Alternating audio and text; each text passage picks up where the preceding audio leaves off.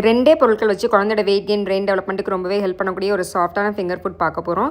இதுக்கு ஒரு முட்டையும், ஒரு டேபிள் ஸ்பூன் அளவு பன்னீரும் எடுத்திருக்கேன். பன்னீருக்கு பதிலாக நீங்கள் சீஸும் சேர்த்துக்கலாம். இதுக்கு தேவையான அளவு உப்பு, மிளகுத்தூள், மஞ்சள் தூள் சேர்த்துட்டு நல்லா மிக்ஸ் பண்ணிவிட்டு நீங்கள் ஆம்லெட்டாக ஊற்றி எடுத்துக்கலாம். இதை ஃபிங்கர் ஷேப்பில் கட் பண்ணி கொடுத்துட்டிங்கன்னா குழந்தைங்க அழகாக எடுத்து சாப்பிட்டுக்குவாங்க. இந்த மாதிரி குயிக்காக பண்ணக்கூடிய ஃபிங்கர் ஃபுட் ரெசிபிஸ் வேணும்னா எனக்கு கமெண்ட்டில் சொல்லுங்கள். குழந்தைங்களுக்கு இந்த மாதிரி நிறைய ஹெல்த்தியான ரெசிபிஸ் பார்க்குறக்கு நம்ம சேனலை மறக்காமல் ஃபாலோ பண்ணிக்கோங்க. இன்னைக்கு குழந்தைங்களுக்கு 2 பொருட்களை வச்சு ஒரு சூப்பர் சாஃப்டான ஃபிங்கர் ஃபுட் பார்க்கலாம். இது குழந்தைங்களோட வெயிட் கெயின், இம்யூனிட்டி, மசில் டெவலப்மெண்ட்டுக்கு சூப்பராகவே ஹெல்ப் பண்ணும். இது பண்ணுறதுக்கு ஒரு சக்கரவள்ளி கிழங்கு வேக வச்சுட்டு தோல் உரிச்சு எடுத்து வச்சுருக்கேன். இதை வந்து துருவி எடுத்துக்கலாம். இது கூட 2 கியூப் சைஸ் அளவு பன்னீர், அதையும் துருவி எடுத்துக்கலாம். இது கூட கொஞ்சமாக உப்பு, ஒரு வயசுக்கு உள்ள குழந்தைங்களுக்கு உப்பு ஸ்கிப் பண்ணிக்கலாம். 1/4 ஸ்பூன் அளவு சீரகத்தூள், கொஞ்சமாக மஞ்சள் தூள் சேர்த்துட்டு நல்லா மிக்ஸ் பண்ணி விட்டுக்கலாம். சக்கரவள்ளி கிழங்கே நல்ல ஒரு பைண்டிங் கொடுக்கும். இதை நல்லா மிக்ஸ் பண்ணிவிட்டு நம்மளுக்கு வேணுங்கிற ஷேப்பில் கட்லெட் பிடிச்சி எடுத்துகிட்டு ஒரு தவாவில் நெய் ஊற்றி 2 பக்கமும் நல்லா டோஸ்ட் பண்ணி எடுத்துக்கலாம். 2 பொருட்கள் தான் 5 நிமிஷத்தில் ரெடி பண்ணிடலாம். குழந்தைங்க நல்லா ஆரோக்கியமாக எடை கொடுவாங்க. இது நீங்கள் ஃபிங்கர் ஃபுட் ஈவினிங் டைம் ஸ்நாக்காக கொடுக்கலாம், இல்லை லஞ்ச் பாக்ஸ்லேயும் வச்சு விடலாம். இந்த மாதிரி நிறைய ஹெல்த்தியான பேபி ஃபுட் ரெசிபிஸ் பார்க்குறக்கு நம்ம சேனலை மறக்காமல் ஃபாலோ பண்ணிக்கோங்க.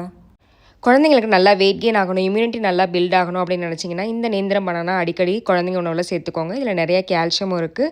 குழந்தைங்க எலும்புக்கும் நல்ல ஒரு வலு கொடுக்கும். இது பண்ணுறதுக்கு நல்லா பழுத்த நேந்திரம் பனானா எடுத்துக்கோங்க. 2 கார்னரையும் கட் பண்ணிவிட்டு தோலை ரிமூவ் பண்ணி எடுத்துக்கலாம். இதை ஃபிங்கர் சைஸ்க்கு கட் பண்ணிவிட்டு நடுவில் உள்ள சீட்ஸை மட்டும் கட் பண்ணி எடுத்துக்கலாம்.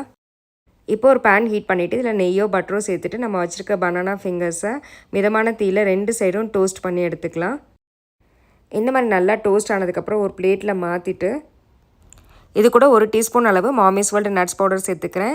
நட்ஸ் பவுடர் சேர்த்துக்கும் போது வாழைப்பழம் வந்து வலுவலுன்னு இருக்காது. குழந்தைங்க ஈஸியாக எடுத்து சாப்பிட்றதுக்கு நல்ல ஒரு grip கொடுக்கும்.